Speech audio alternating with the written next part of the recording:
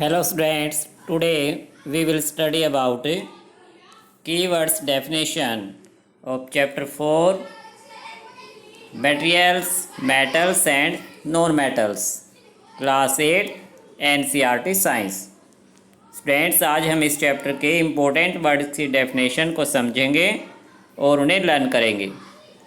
First है students autumn, the smallest unit of an element. Students किसी element की सबसे स्मॉलेस्ट यूनिट को ओटम कहा जाता है, इज कॉल्ड ओटम। अब एलिमेंट क्या है students? Any substance which do not decompose into simple substance, कि जिसे सिंपल सब्सटेंस में कन्वर्ट नहीं कर सकते उसे एलिमेंट कहा जाता है। और वह एलिमेंट जिस स्मॉलेस्ट यूनिट से बना है उस स्मॉलेस्ट यूनिट का नेम ओटम है।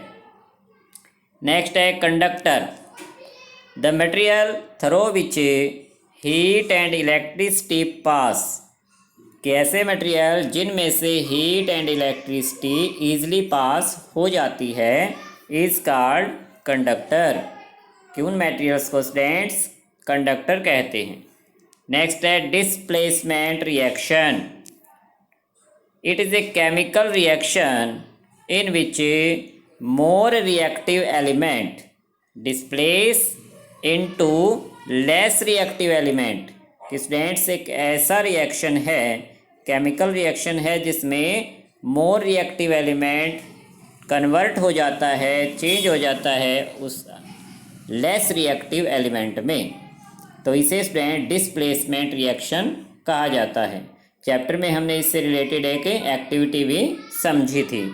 Next student ductility, it is a property of metal. ये मेटल की प्रॉपर्टी है by which metal can be drawn into wires, कि जिसकी हेल्प से मेटल को वायर्स में ड्रॉन किया जा सकता है, यानी मेटल को वायर में कन्वर्ट किया जा सकता है इस प्रॉपर्टी के बेस पर। नेक्स्ट है elements.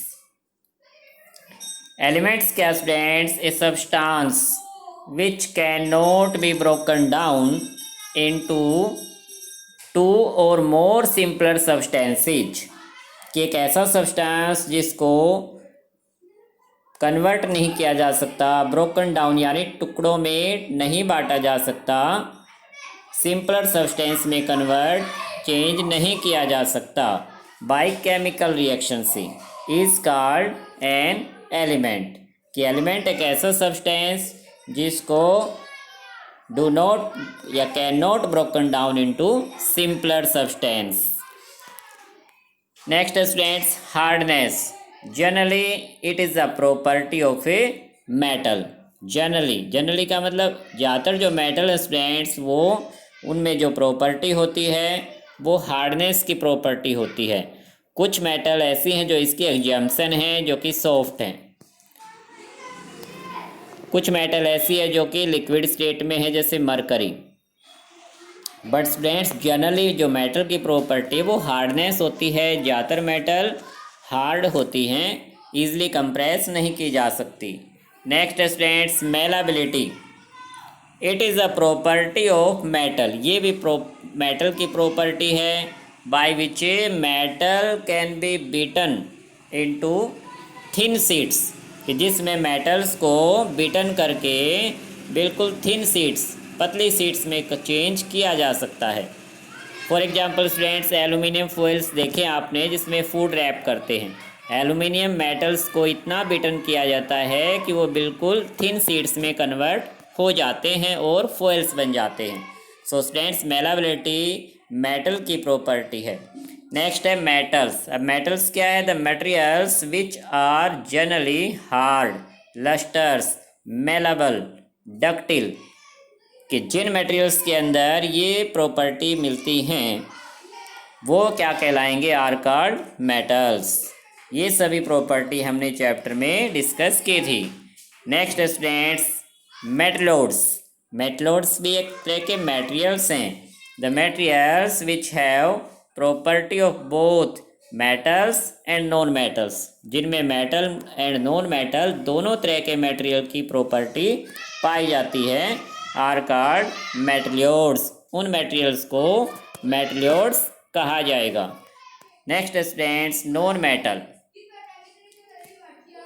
The materials which are not very hard, कि जिसमें हार्ड की प्रॉपर्टी नहीं है। डल, जो कि शाइनी नहीं है बल्कि डल है, रफ सरफेस है जिनकी। नॉन मेलाबल, जिनमें मेलाबल की प्रॉपर्टी नहीं है। एंड नॉन डक्टिल, ये जो नॉन वर्ड है, नॉन मेलाबल एंड डक्टिल, यानी मेलाबल भी नहीं है, डक्टिल की प्रॉपर्टी भी नहीं है।